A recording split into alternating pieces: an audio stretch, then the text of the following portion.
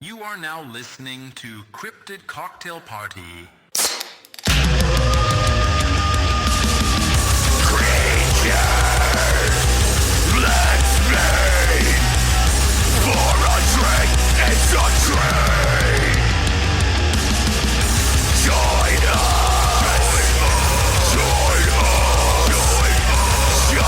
us in the fight. Cryptid Cocktail Party. Cryptid Cocktail Party. Well, what do you guys think of the new intro music? It's 100 episodes of Cryptid Cocktail Party. We had to do something a little bit different. It fucks. I love it. It fucks in hell. It's a little aggressive. It sounds like all the bands that I played with in high school. I played it for my 9-year-old, and his pupils immediately dilated, and he took his shirt off. God. So I think it's a good. I think it's a win. It's broken. You broke him? Yeah, he's just ready to fight a cop now. Dude, that's so cool. All right, well, welcome everyone to the 100th episode of Cryptid Cocktail Party. We got a new logo, we got a new sound, and we got some pretty amazing guests today. We got Ed and Chris from Scared All the Time podcast. How you guys doing? What's up? We're good, man. How are you guys? I don't know. I feel indifferent about what's going on. Good. It's warm. It's warmer on the East Coast. So Oh, nice. It's like Congrats. 65 degrees, and I'm Yeah. freezing for some reason. I busted out the tuxedo T-shirt for this weather. I think it's the same weather in LA right now, and I'm also freezing somehow. I think it's just my office. I don't know what it is about my office, but for some reason it's like 10 degrees colder than the rest of the house. It's probably haunted. No, it's probably haunted. Yeah. Cold spot for sure. Batteries keep draining in it and shit. Haunted by the guy who froze to death in it just before you. Probably. So Oh, shit. It is like a really old row home in Philly, so I'm assuming there was many a death somewhere in this house, if not Okay. Yeah. at least on the street. Oh, shit. I have no idea. a couple of Philly mob hits. Yeah, I was thinking Yeah. more like Civil War type shit, but Yeah. I don't know. Anyways, I've seen Rocky. I've seen Adrian wear that big tattered coat. I know what it's like over there. I've seen row houses, the effects of the cold. all right. So Ed and Chris, for those of listening who don't know who you are, if one of you want to take this, who are you? Because I don't want to introduce you. That's a Chris. Chris does it better. we're two guys who started a podcast after you could make money at them. Yeah. No, we are the hosts of Scared All the Time, a podcast about the things that scare us. And basically we take a comedic / historical / scientific and cultural look at a different fear every episode. Sometimes we have guests, sometimes we don't.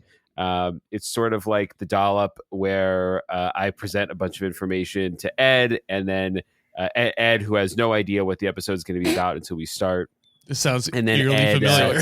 It's like our show. But Yeah, it's a system that works. It really I mean, is. If the doll Yeah. taught us anything, Yeah. it's basically what podcast was inventing for. Have you guys covered Aaron from Ghost Hunter's wife trying to kill him yet? No, but that's a- I saw that, and I wanted to post it on our stories on Instagram, but then I was like, I feel like we might know people who know them, and I don't know how serious Yeah. it was, and I stayed away from it, but definitely. I genuinely didn't think it was serious at first, and then I immediately felt horrible because I've always had a soft spot in my heart for Aaron.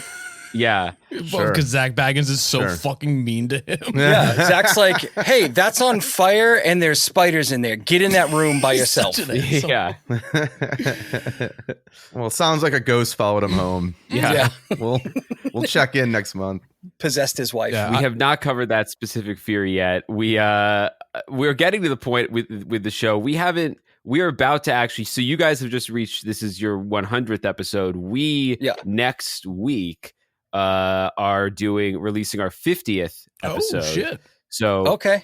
and we're already running out of fears. So How is that even? There's no way you can run out of fears. There's so many fucking fears. Well, about fears that you can make a whole hour and a half episode Gotcha. out of, and not just people. That's we always fair. ask people, "What's your biggest fear?" And they say something like, "Well, that's 6 minutes. Thanks." yeah, it's interesting as we've been doing it. Like the some fears. It's funny. Some common fears like heights are actually very hard to write episodes about because they're not. It's hard to find an angle to approach something kind of broad, you know, like it, and like the fear of heights is like a cultural thing, or the history of heights like it's not you can't really do that, right? So some of those are hard, and then weirdly there's more specific ones. Like I guess I'll announce it here. This can be breaking news. Our 50th episode is about chimpanzee attacks. Our 49th, Chris. Because even though that's a fairly specific fear, there's a lot that you can, there's stories about it. There's history of it. There's the reason that chimpanzees become violent. So there's a lot of ways into it that are really fun. And those things are yoked. That scares the absolute shit out of me. Oh, it should. The episode will definitely confirm those fears. We had, but I will. We had a comedian on who I love, and I was very excited that he did it. And it turned out being such a bummer of he's very funny, but the stories are just like they're so sad. They're just tragedies. Yeah. It was a terror. I was like, I'm so sorry. I didn't because we did it because I asked him what his fear was, and he said getting his penis ripped off by a chimpanzee. Like and I was like, oh, fantastic! Just fucking yeah. it off. I was like, we could do something with that for sure. And then.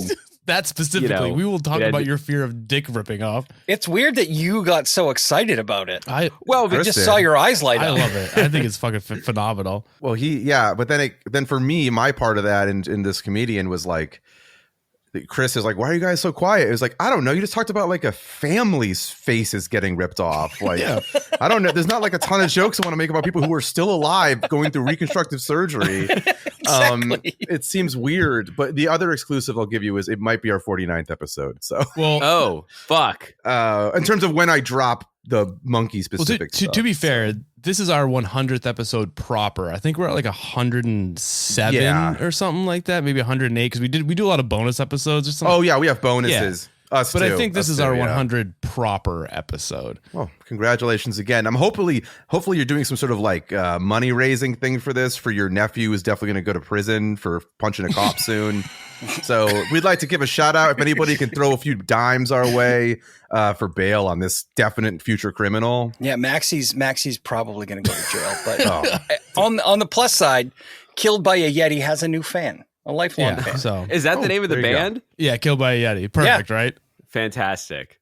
Holy shit. I thought that was what your nephew's name was. No, it's my son. It's your son. I thought you said it was your nephew. No, it's my son. Oh, in that case, no, don't raise any money. If anyone that you did this, that's not on you. It's my fault. This is on my you. fault. This is he not got on you, my fans. ADHD, so I did it to myself. Jesus. Well, we should start this. The ADHD is showing. I'm now regretting not naming my son Killed by a Yeti. It's not too late. I'm gonna have to go back and change the birth certificate.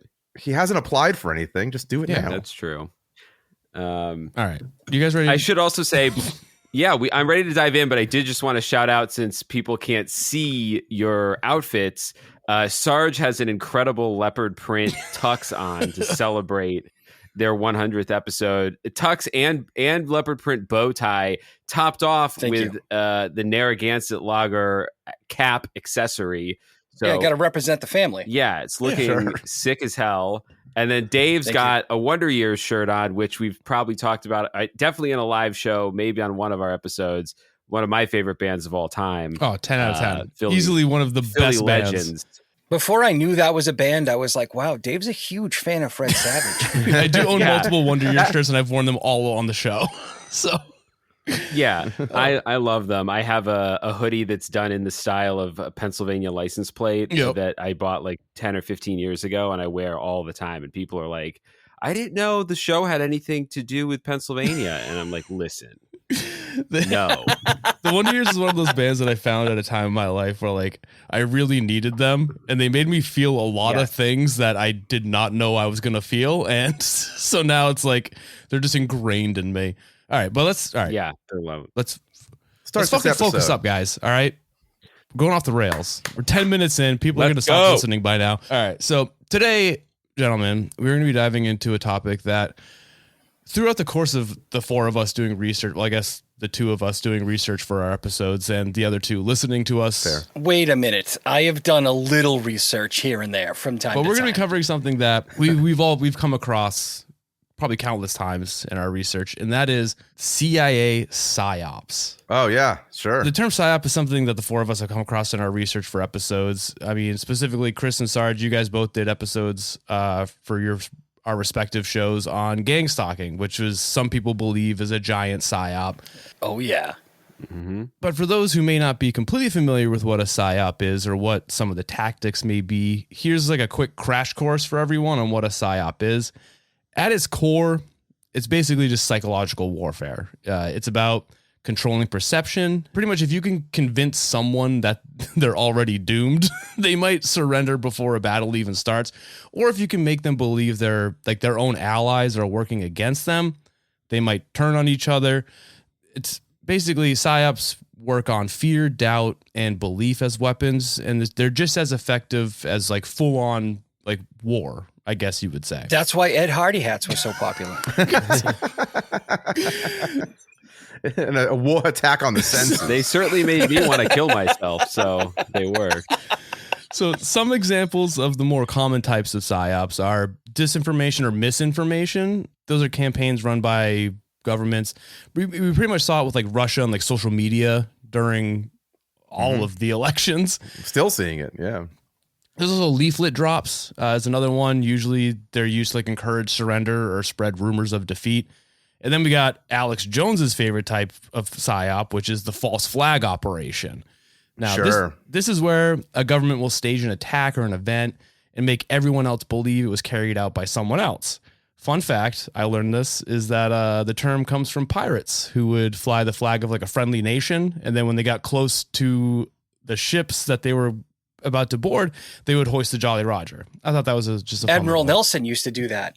I don't know who that is. He's a famous British guy. No more. That's it. That's all we got. We spent about 5 minutes paying attention in history class one time, and that's what I got. He pretended to be the French. Did he? So wait, did he did this false flag thing as well? He would, or he just pretended to be a. So he would put up a false flag on his ship. Gotcha. And then the Spanish would be like, "Oh, hey, it's a friend." Oh no, other way around. He would put up a fake Spanish flag on his ship, and the French would be like, "Oh, hey, it's a buddy," and then he would attack. I see. Yeah. Smart. Joke's on you. Smart. That's what he would say. Yeah. Sorry, I hijacked that. That was the end of that sentence. Now, as far as the CIA goes, most people think of them as like super secret spies with super secret documents, and they hide them in fake scrotums, which is a real thing that I learned, and they look awful, Yeah. by the way. Yeah, I saw and that. I hate them. They didn't. I feel like if you get to the point where people are observing the scrotum, you're probably fucked anyway. at Yeah, that you're in point. trouble. You're in Yeah. Like trouble. if you're at the point where like everything's exposed. Well, maybe if you're on like a beach in Brazil, you know, and you need to fill out your bathing suit, but you don't have any pockets, right? Sure. And you have the fake scrotum. Yeah. And you put stuff in there. I my feel God. And then like everybody's like, this guy has huge balls. Or just horribly deformed 1970s Yeah. fucking makeup artist balls. Why are your testicles shaped like a handgun? Dude, have you seen the fake scrotum? So I guess I should start. I out don't with want to. This It's episode, probably not a good idea for me to look at that. I guess I should say that this episode stemmed from two different sources. So I, for some reason lately, have been watching a lot of, you know how your dads get really obsessed into World War II? I, for some reason, have been watching a lot of CIA, like psyops stuff on Netflix. There's like 2 new shows, and I've been obsessed with them. So this is. Does anyone else think it's weird that he segued from fake scrotum to your dad's obsessions? No, I think that's the natural progression of things. Yeah. My dad was a big fan of Admiral Nelson, actually. All right, so you saw this on Netflix. You were watching a CIA documentary on Netflix, probably a psyop, and they showed you the fake scrotum. I also saw this fake scrotum recently. Now I know why it's making the rounds. But yeah, so that's what most people think about the CIA is it's just a bunch of like secret little clandestine things. But what they don't know is that the agency has spent an insane amount of time and resources just straight up terrifying people in ways that feel more like an A24 horror film than any real sanctioned military tactics. Some famous examples of the CIA's greatest hits and psyops include Operation Wandering Soul. Now, this took place during the Vietnam War. The U.S. military blasted eerie audio recordings of ghostly voices and spooky sound effects known as Ghost Tape Number 10, and they would blast it into the jungle at night from helicopters and giant speakers.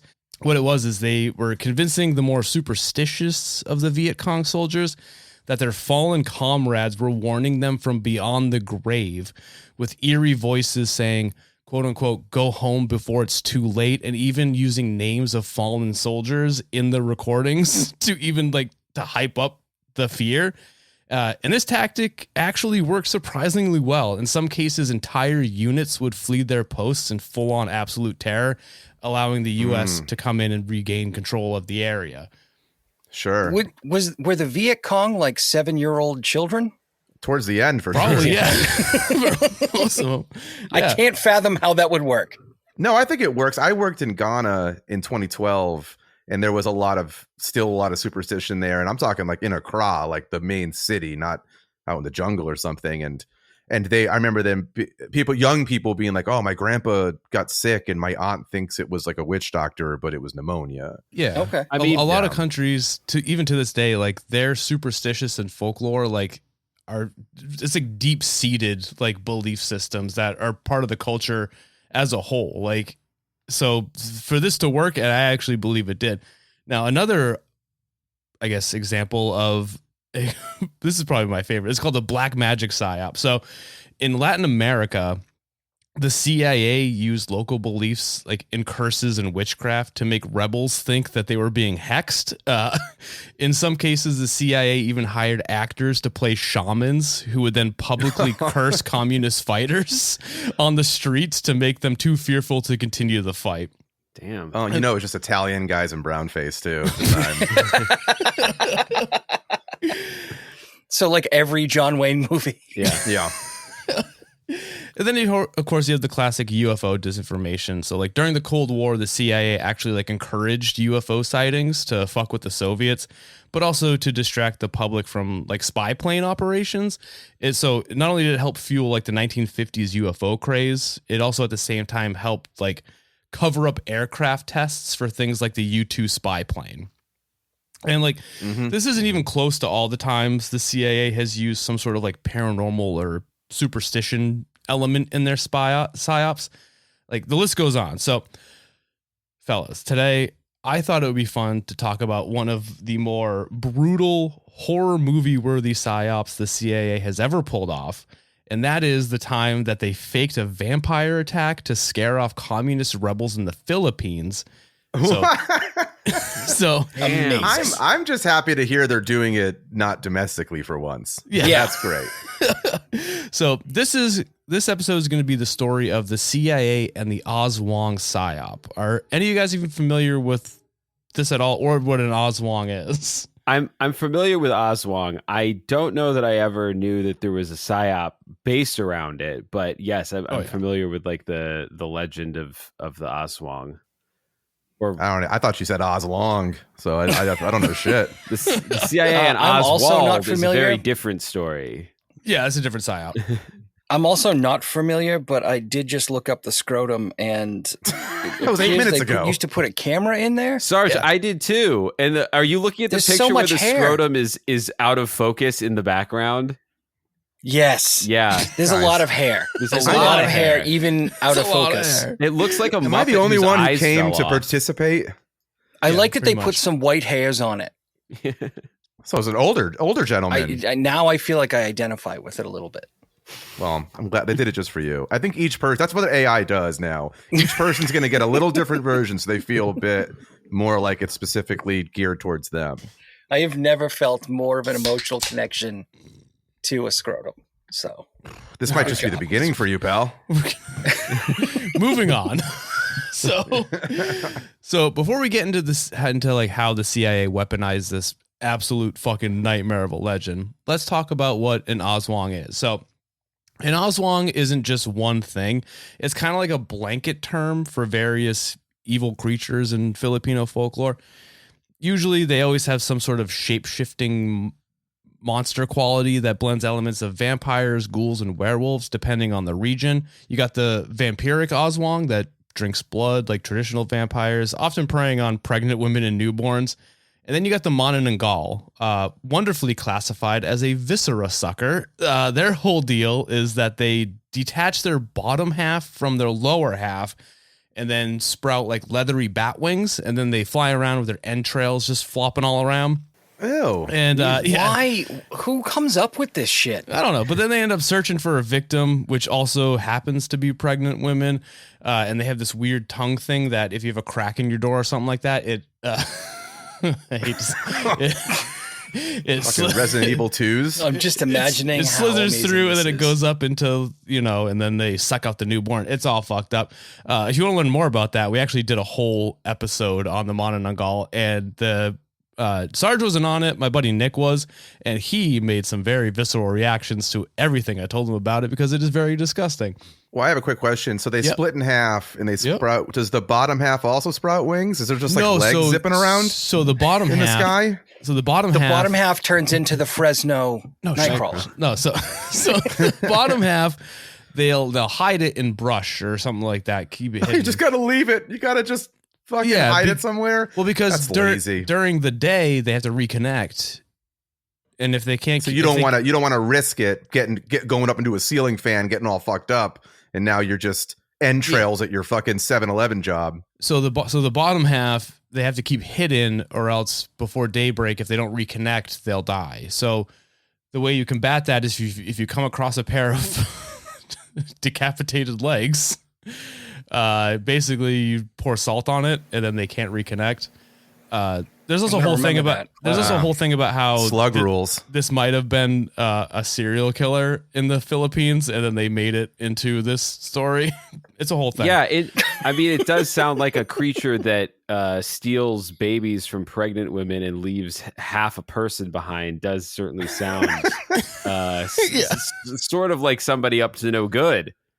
It's not great.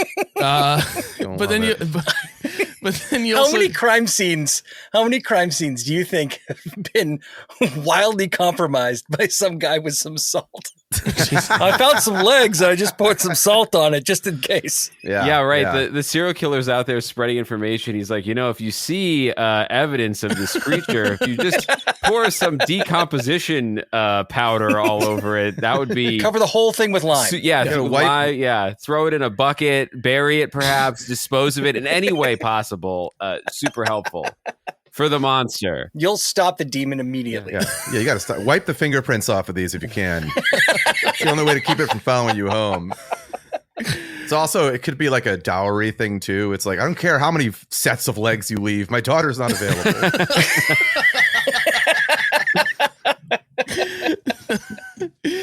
all right, and then the other type of Aswang you got is you got the corpse stealers. So some Aswangs are believed to dig up graves and eat the corpses. They don't eat live anything like that. And then lastly, we got shapeshifters. Pretty self-explanatory. Human by day, nightmare demon, monster by night.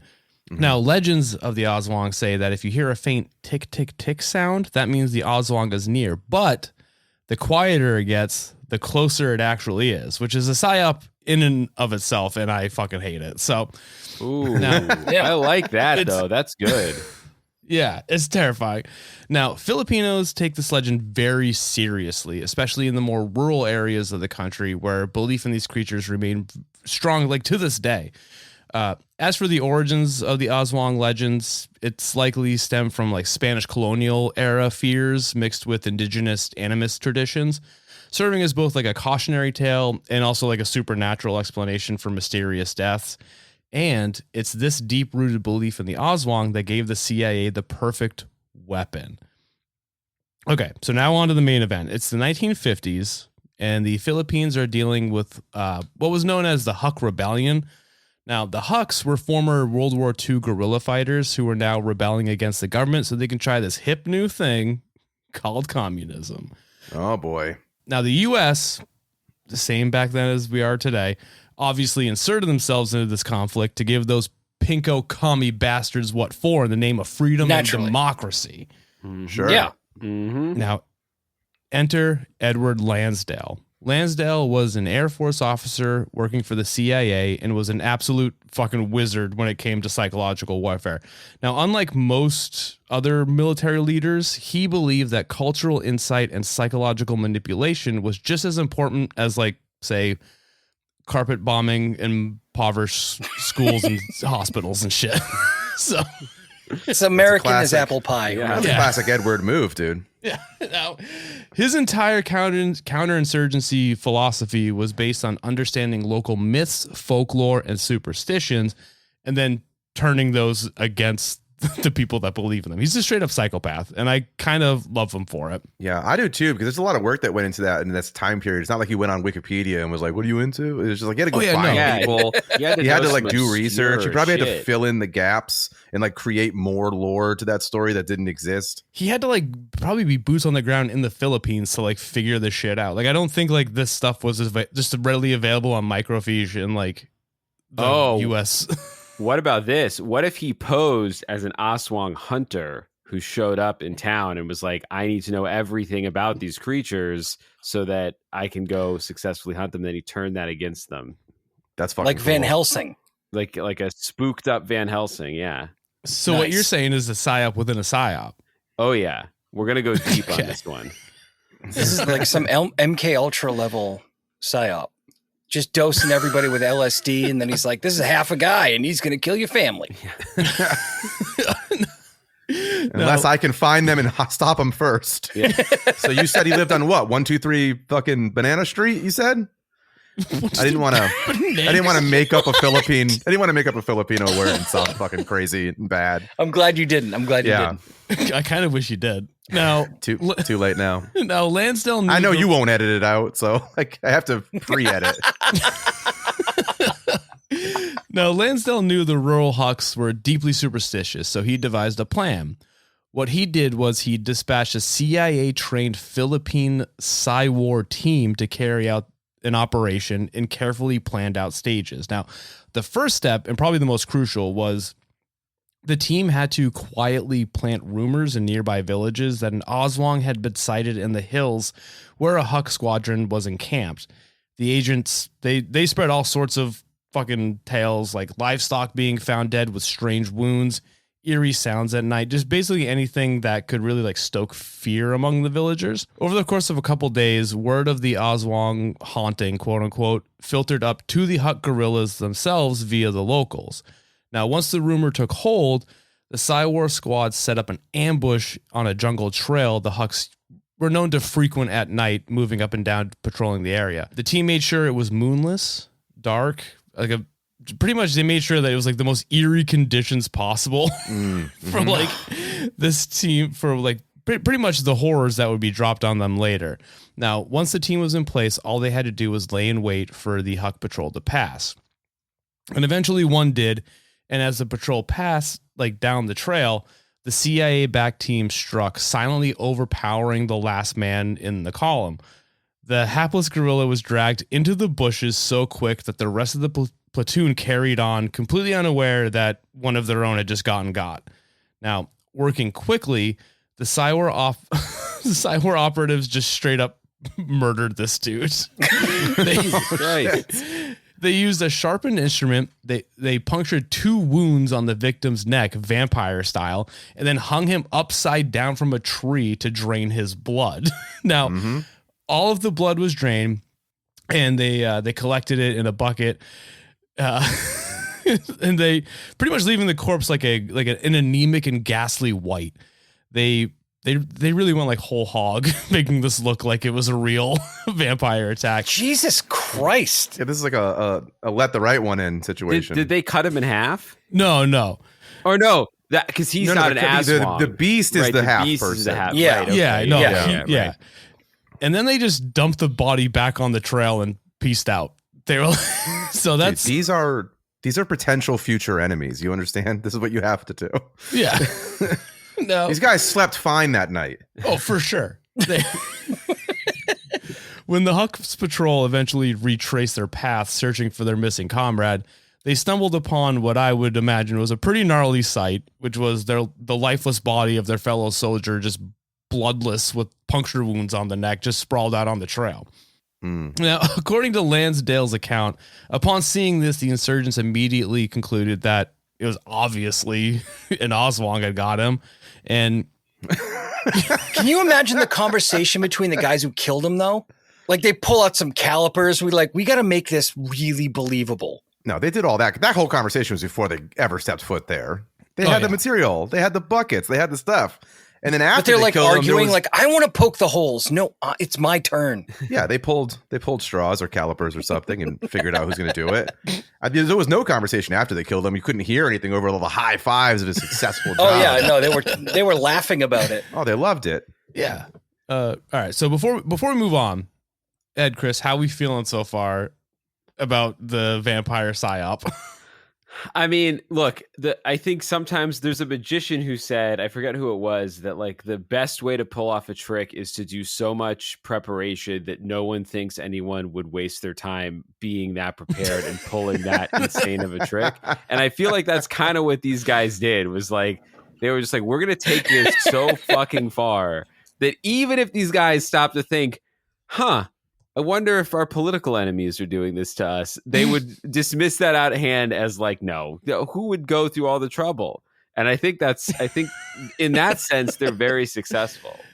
Yeah. I also want to say this reminds me of a documentary on Hulu about, I forget if it's called Bigfoot. Or it has to do with the Bigfoot legend that took place. Sorry, Chris. I'm gonna let you finish, but Chris brings this up like every episode. In every episode, he's like, "I don't remember what it's called." I don't. I watched it. Never once looked at it. Never once even look it up. attempted to try and find out what it's called. Yeah. So Chris, continue. Who knew I'd end up talking about it so much? But it's about how apparently if you bring it up all the time. I know. Somewhere in Humboldt County. It was in the vows when he got married. in Northern California, there was a bunch of people found torn apart bodies near like a weed grower's field. And everybody, like the rumors spread that this was a Bigfoot had been seen in the area and attacked. I watched this documentary. I know exactly what you're talking about. Do you know what it's called? But I don't know, but it was just a drug cartel, wasn't it? None of us remember, but nobody knows what it's called. But yes, it was. I mean, they never really. I don't think they ended up finding any like solid evidence that this was the cartel that butchered these people and spread these rumors. But through it's called Weed Mountain. Is it called Weed Mountain? I think it's called Weed Mountain. That's why no one can remember it. Chris, just so you know, it took him like 3 seconds to find it. So maybe like next time. I know. Come a little bit more prepared. Jesus. More like our CIA. Yeah, it's exploring Humboldt's marijuana farms, both legal and illegal, and providing a glimpse into what it takes for an outlaw farmer to cross over to the legal market. There's no way that's what it is. No, there's no way, because they wouldn't have included the Bigfoot story in there. Yeah, they would have mentioned that in the first line. Like, also, your dick might get ripped off by a Bigfoot. Okay, here it is. It's called Sasquatch, so I was close. Bro, these are all really bad. It's almost worse that you don't remember the name of that one. Well, I thought it was Bigfoot, so I was close. But anyway, it's a great documentary. There was this movie I was watching. It was about these Raiders of a Lost Ark. I can't remember what it's called. And they had to raid the Ark, which they had to find it first because it was lost. That's a Simpsons joke. And there's a guy in it. I think his name is Illinois Stevens. I think. But anyway, oh my God! Remind me to talk about Illinois Stevens when we're done recording. Sasquatch is a great documentary, and it sounds a little bit like what you're talking about here. If anybody wants to dive deeper on a similar subject or a similar story, is where I was going with that. Okay, Ed, how you feeling after all that? I love it. I love it. I love what I'm hearing. I'm a fan of what they're doing, and I can't wait to see where this goes. I just wish, Ed, that Ed loves the CIA and the U.S. government. He's all about it. Good to know.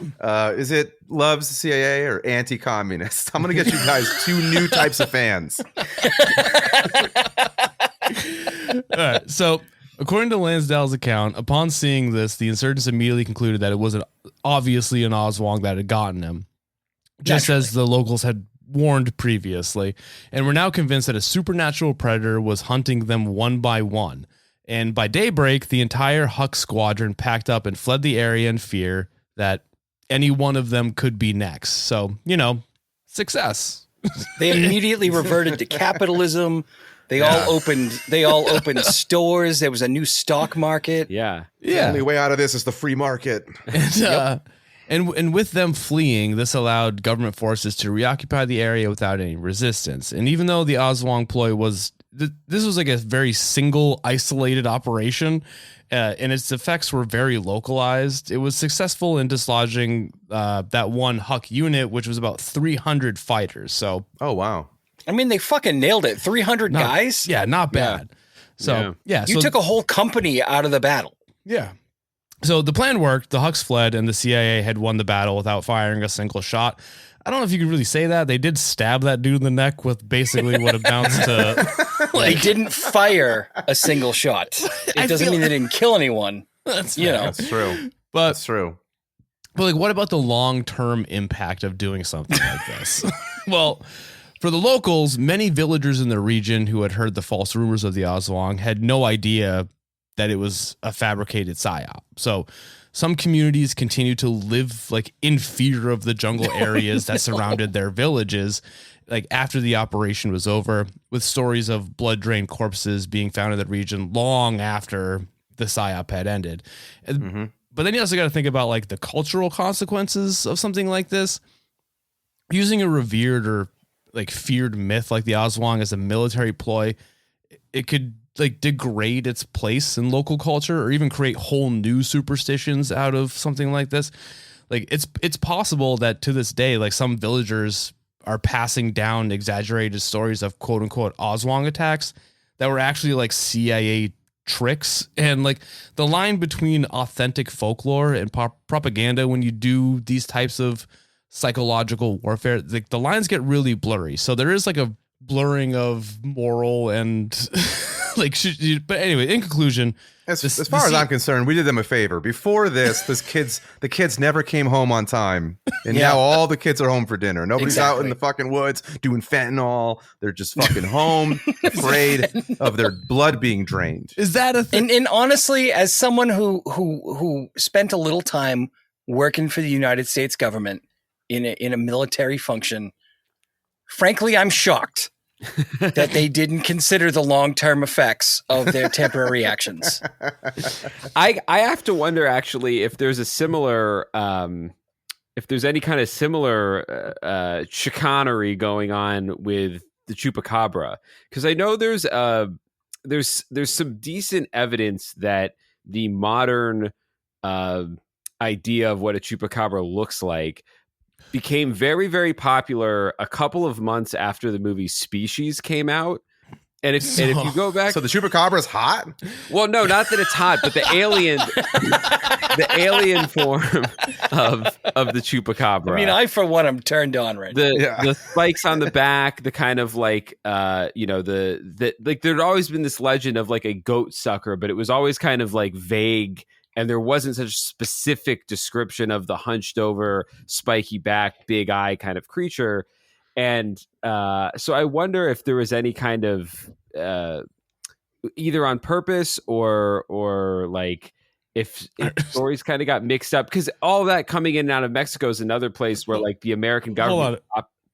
I feel like you're giving the American government far too much credit. So are you saying that the government pretty much propositioned Hollywood to make the movie Species as a psyop for what the chupacabra should look like? So no, That's here's where Close I'm going with Encounters. this. Where I'm going with this is that I wonder, much in the way that Sasquatch was used up north to scare off people from like a weed grow, if somewhere down south of the border, either the government or some kind of drug traffickers down there started using stories of the chupacabra to scare off people and started using that description because it was a monster they'd just seen in a movie in the mid-90s. And that's where the description came from, as this sort of like blood-sucking creature that people were starting to all of a sudden see very clearly and have very clear descriptions of.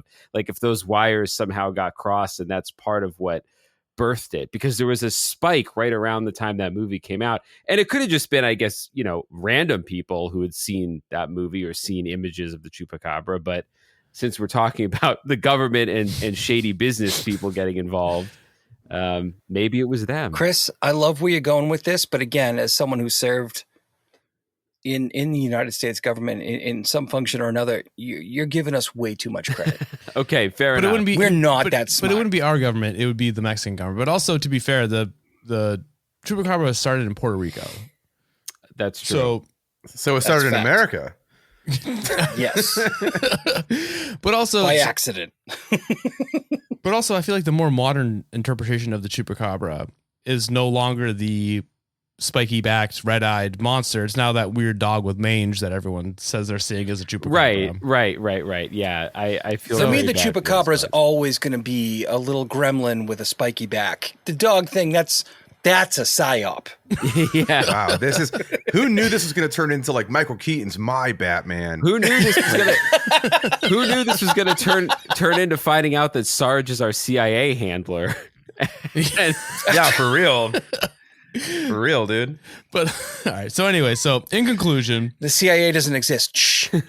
the CIA's use of the Aswang myth in the Philippines was a pretty cool case of psychological warfare, and it does show like the innovative lengths that strategists like Lansdale were willing to go to be able to pull these things off. But it does make you have to consider the ethical price of exploiting myths, legends, and superstitions in war times. Like, I mean, as we saw, it can be strategically useful in the short term, yet it sort of blurs some moral boundaries and could possibly inflict some collateral cultural damage in the region. But It does, although I would argue, is the Aswang's reputation really getting any worse than than the creature who cuts itself in half and rips babies out of women with its tongue? There's only so much you can step on that legacy, I feel like. I don't think they're not worried about the actual legend itself. It's how it affects the people in the region when you do something like this. Because like if they're, let's say like I didn't look into this, but maybe the region that they pulled this psyop off in, like the Aswang was never a problem. They never had any fears of it beforehand. And now afterwards, like that region is now quote unquote like cursed. You don't want to go there. Why would you? There's a fucking monster coming, and that could affect. I don't want to say small the economy, business because I don't know. Yeah, exactly. Tourism. That's what I say. I didn't want to say it, but that's kind of what I was alluding to. Like it could. I do want to see that town hall meeting. I want to see that town hall meeting. I want to go. I want to go. Just the person being like, "It's never been an issue here. You know, it's never been." And then it's like, "You shut your fucking mouth." Remember Steve? Steve's got no blood. It also does kind of like there was some instances where things like this happened and local governments used those fears to either talk shit about their opposition and or win elections. Like it is a thing that happens when you use like these types of psyops in these regions where the lore that you're using is so deep seated and so ingrained in the culture that anyone can take advantage of it, whether you believe it or not. Like I'm gonna run on a Yule Lads platform. I mean, Dave, you have to ask yourself the question: if they didn't maximize on that, that doesn't mean that somebody else wouldn't have. Oh, geez, that's a serious whataboutism. Yeah, but think about it. Like if you're talking like a senator now, Sarge, and I don't need this shit in my life. I'm just saying, like most political. When this footage of this outfit comes out, you're not going to win your race. I could actually probably. Oh, shit now. I mean, when you think about it, when you think about the people who've been elected, I'm pretty confident a leopard skin tuxedo is going to win a race. Speaks to the people. It does. Yeah. No, I'm just saying. Like if they didn't do this, that doesn't mean that somebody else wouldn't have used. Oh, you mean if the CIA didn't use some kind of cultural thing? I mean, if you look at the United States. What about the United States? We're perfect. Everything is awesome. There's no. Speaking of perfect things in the United States, I think this we don't really have if another country couldn't use the Jersey Devil against us or something. No, like, we don't really have like really deep-seated monoculture, or even regionally, of something that they could make. You're right, but they could also use the existing boogeyman of the government offering vaccines and medical Yeah, that's Or true. That's UFOs. true. and they did. And they did to some did, degree successfully. when it came to COVID. They used the suspicion of the government doing medical testing on its people because we've got a bad history of it to get people not to take medical preventative measures Yeah. that were taken back during the Spanish flu. Well, you're right. We should move to the Philippines. It sounds like Agreed. that monster's not an issue anymore. I would definitely move I would to, also to the say- Philippines and deal with this monster. I'd rather this monster than, people who are like, no, I'm not going to get a vaccine. We don't have Oh, well. anything. We don't have anything culturally right now that fills this role, but we do have a very famous series of witch trials that are somewhat similar to, that those were caused just within the community as opposed to someone coming from outside the community. But I think to Dave's point that these sorts of playing with these myths and legends can cause greater problems. I don't think it's a stretch to say that you could accidentally kick off. I mean, look what happened. Yeah. It wasn't supernatural, but even in the 80s, we had the Satanic Panic. Like that's Exactly, almost the exactly. same thing. yeah. It's not really a stretch when you think about it, because we still have people in our country today who think that, Satan is inhabiting Ozzy Osbourne's body. You know what I mean? Like, Yeah. you've got people who are scared of Monster energy cans because they think it's a tool of the devil. It'll give you monster energy. Yeah. You've got morons now. Yeah, I was gonna say we do have our own cryptid, and his name is Rob Zombie, and we Yeah, blame all these troubles on him. Also a native of Haverhill, Massachusetts. So Hell yeah! Oh shit! Really? The proud. The one good thing to come out of the Satanic Panic was not actually, no, maybe not, but was the Mike Warnke comedy Warnke. records. Yeah, that's They're true. so bad, but they're so We good. haven't listened to them. We know of Warnke, but maybe we should do like a He's the premium thing where we all listen to them together. We should do a bonus episode of us listening to them together. Exactly. He's the guy that's like if nothing We know who sticks he to is. Teflon, how does Teflon stick to the pan? Like, he's that guy. That's him. Like, that's Why don't they build That's the whole plane out of the black box? yeah. He's like, that's his comedy. Like, it's wild. So bad. Nice. Oh, And also, just a side note, I just went to the Satanic Temple's global headquarters in Salem, Mass. Very cool Drop off place. your dues. And this man is running for office. Let's give him a break. Look, no. Baphomet is right here. Baphomet is a part of the party. Amazing. Shit, dude. But no, the Satanic Temple is here in Massachusetts. It's very cool. Yeah, I've never been, but But it's on my list. Where in It's pretty Massachusetts? harmless, to be honest. Everyone in there is Salem, just weirdly obviously. nice. Where else would it be? Oh, it's in Salem. Yeah. Okay. Yeah. It's not in my dad's hometown of Brockton, Massachusetts. No, that's where we keep all the crimes. This is Yeah, no, I know. this is the second episode in a row where Brockton has been brought up. Dude. Center of the You keep inviting universe. criminals on. That's what you're gonna get. But there you have it. That's the CIA and Aswang Psyop. That's the whole story. That's all you get from me. I think it was pretty good. Shit. It was pretty That good. was great. It's great. It's That good. was a great story. It's what's funny. It reminds me of one of my favorite Simpsons jokes of all time. I don't remember exactly the how it plays out, but the line is, "That's a pretty good story. Could have used a vampire." And in this sense, you brought it was a pretty good story, and it had a vampire. Yeah, I All we only really aim asked to for. please. So that's all it is. Yeah, no, I think there's a really interesting. I think there will always continue to be an interesting crossover between local myths and legends or cultural legends and kind of government spook activity, because it's such an easy way to get people freaked out. And Yeah. I know to a lot of American listeners, I think the Satanic Panic correlation is kind of spot on, because to American It's listeners, really the only one that we can compare like to this. If there was ever a way to do it, yeah, like And it's something that can still be used to this day. yeah, well, it's something that, like, I think your average listener might be like, oh my God, I can't believe somebody would fall for the idea that, there's a vampire out there in the woods or whatever. But if somebody had provoked the Satanic Panic stories, half the country wouldn't have batted it out. They didn't bat an eye. They just were like, yeah, that checks out. And I'm very scared now. So, But also think about it like, don't you think that it could still be something that's being exploited even right now. Well, it kind of is because we still have QAnon. QAnon is basically the satanic panic right now, and it's even worse With now. blood that libel, with the adrenochrome, like all that stuff. Yeah. Like, Yeah. it's technically the same thing, and it's not being downplayed by most of the far right. Like, you know what I mean? Like the government is still like, I mean, it's very few and far, but like It's not what it once was. No, well, No, but it's the- not No, what it it's was. not what it once was, but it's still okay to say absolutely wild shit as long as you pretend you're a Christian. And when well, you say it. and it's not Yeah. it's not what Yeah. it once was, but partially it's not what it once was because I think it has what's the word? Not dissipated, but it's worked its way out from just being QAnon people to now there's bits and pieces of QAnon just in the Republican platform. There's it's just Agreed. it's diffused. That's the word I'm like. It's diffused out into politics at large. And I don't think there's any putting that genie back in the bottle. Like we now are forever dealing with this.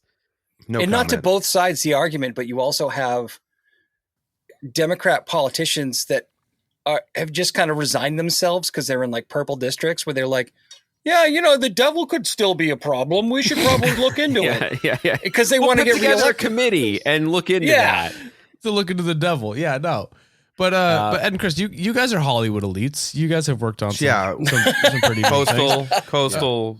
Yeah, Coastal You guys elites. are coastal elites. I mean, have you guys Just ever like been us. at any Illuminati parties where you've seen some adrenochrome? You know, I literally mentioned going to a Motel 6 in Macungie, Pennsylvania for a truck show, an antique truck show every year. I don't get invited to Nothing those parties. disabuses you of the notion that satanic elites control this country faster than working in Hollywood, where, I mean, look, we're not at the highest echelon, so maybe there's some shady business going on at the very, very tippy top. But I mean, it's such a silly idea, and I don't know. I think it's sort of a relic of an older time where everyone's lives were maybe like Hollywood and politicians were all felt further from you, and now that everybody's on Twitter and everyone's on Instagram, and I feel like the mystique has faded a little bit. It's a lot harder to imagine, like, Timothy Chalamet bisecting a baby and eating it. It just doesn't feel like he's overexposed. But he's still doing it. yeah. He's still, But yeah. also, I mean, there it's was all less, just there's less ownership.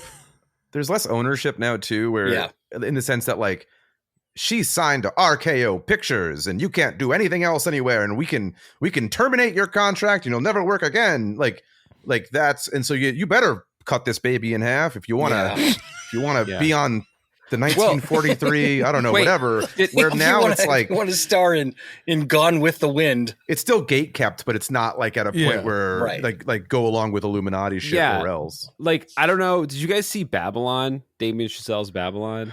No, I love Rory Scovel, and I still couldn't start it. It got shit on a lot, but I actually, from what I understand, it wasn't that bad. No, It's based on a true it's story. just it's super. It's I don't know if he kind of butchered it in the edit or what happened. It's very disjointed. It feels like three different movies kind of stapled together. But there's a sequence in there that I think captures the idea of what people used to have of like how satanic or horrific parts of Hollywood must have been.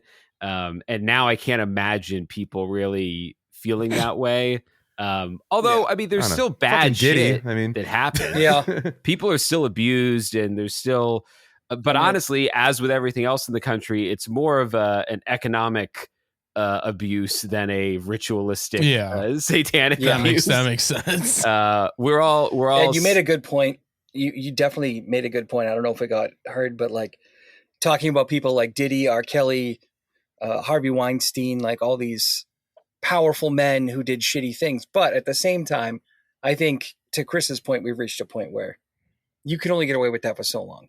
Yeah, before somebody takes a picture of it or video of it, or Exactly. I mean, Alex Jones videotaped Bohemian Grove. Bohemian Grove. Like, what, 30 years ago at this point? So But also, that's also been crazy debunked the way he did it. I know some members personally. And, that's Really? Yeah. the way he did it was I mean, it's Alex Jones, so it was mostly fabricated in the way he went about doing it, like sneaking in and all that stuff. Right. It is a whole thing you can learn about it. But all right, guys, so we're coming up on an hour. I think that's long enough for the 100th episode. I think. Shit, man. 100th episode of Scared All the Time would be 16 hours long. Because a normal episode's an hour and a half, so it's like I don't know. We try to keep it. Listen, the way I figured is that we keep the episode shorter. If someone finds it and they like it, they can hammer through all of them faster. That's the way I always thought about it. We never thought at all about it. That's why we didn't think enough. You guys thought this was a lot better than we did. He thinks. I just show up. Yeah. There you go. That's kind of like, well, it's interesting. I think sounds like there's a larger division of labor between Chris and I have a more even division of labor. He just does the research. Sounds like you don't do anything. Oh, well, there periodically I'll do an episode because Dave deserves a vacation from having to put up with my bullshit. Sure. Fair enough. Yeah. All right. Sure. Chris and Ed, thank you so much for joining us. It was a pleasure. It's a long time coming. Yeah. If you guys, this is a lot of fun. Thank you. I'll give you the floor. Plug whatever you want to plug. Say whatever you need to say. This is all you for the next however long you want to talk. 30 minutes, Chris. Let's go. This is what we fucking trained for. Go to www. All that training. www.patreon.com/Scared All the Time to sign up for Scared All the Time Premium. We have merch discounts. We have bonus episodes.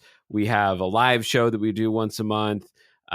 It's a really, I think we offer a lot, and I think the prices are very fair because Ed busts his ass to make sure that all of our merch and everything that we do is as affordable and fair for our listeners as it can be. Yeah, Ed, you do it all yourself, right? Don't you print a lot of it? Yeah. I make all the shirts. I make almost every piece of merch that I physically can myself, and everything goes out from us. And the bonus episodes are every other week, so you get like twice as many episodes every month. Yeah, we're switching. Oh, yeah. We're now doing an every week show with our regular episodes every other week, and then if you're a patron, a bonus episode filling in those gaps. So you can go every week with your Scared All the Time fix. But yeah, it's been great. Thank you guys for having us on. This has been a really fun episode. Yeah, we got to do it the other way around. We got to have you guys on. I hope you better block out 20 hours, guys. I'm in. Let's do it all day. And if they want to follow you on social media, where can they find you? Oh, yeah, Instagram. You can just Google Scared All the Time. You can go to scaredallthitimepodcast.com. All of our shit's on there because I don't have it at the top of my head. Yeah, but I think we're at Chris Kalari on Instagram and Blue Sky and Twitter, although who knows? I think I'm going to be down to or just one by the end of the year. Yeah, Twitter sucks. Yeah, I don't have my personal stuff out there in the world, but you can, if you're talking to Scared All the Time's Instagram account, you're pretty much talking to me. So. Yeah, I can tell. All right, and if you want to follow us on Instagram, it's at Cryptid Cocktail. Follow us on TikTok at Cryptid Cocktail Party. If you want to support us on Patreon, we got 2 tiers. One's $3 a month. It's basically just you want to support the show, and then we have a $7 a month tier where you get unedited video episodes, which means this episode will be crazy long if you want to watch the unedited video episode. Let's see, Sarge, you got your coloring book. Do you want to plug your coloring book? The coloring book, Sarge's supernormal.com, $9.99. Really thought I'd be done with this shit by January, but unfortunately, our government is trash. Okay. Oh. Wait, did they ban coloring books? What? No, it's a coloring book that is not super friendly towards the current administration. Oh, I got you. Oh, sure. Okay. Got you. Yeah, I think that's pretty much it. Leave a 5-star rating and review if you want to, or leave a 5-star review and a 5-star rating and a scathing review. I think that's really funny to do. Yeah, I think if you rate it 5 stars and just talk mad shit about it, it'll confuse people, and I think it'll make them more curious to check it out. I think is pretty funny. But with that out of the way, I hate these guys, but goddamn it, if I don't respect them, you know. But with that out of the way, normally I would give the floor to Sarge to say goodbye and I love you to the audience. But do either of you want to take the reign to say goodbye and I love you to the audience? Chris, you want to do it at the same time? Yeah, you ready? Let's do the do the Scared All the Time mind meld. Let's see if it works. Okay, it starts with goodbye, just so you know. Okay. All right. 3. On the count of 3. 1, 2, 3. Goodbye. Goodbye, And and we I love love ya. you. Fucking worse. We're not God good at damn mind it. melding. God Anyway, damn it. leave these guys 5-star reviews in spite of us.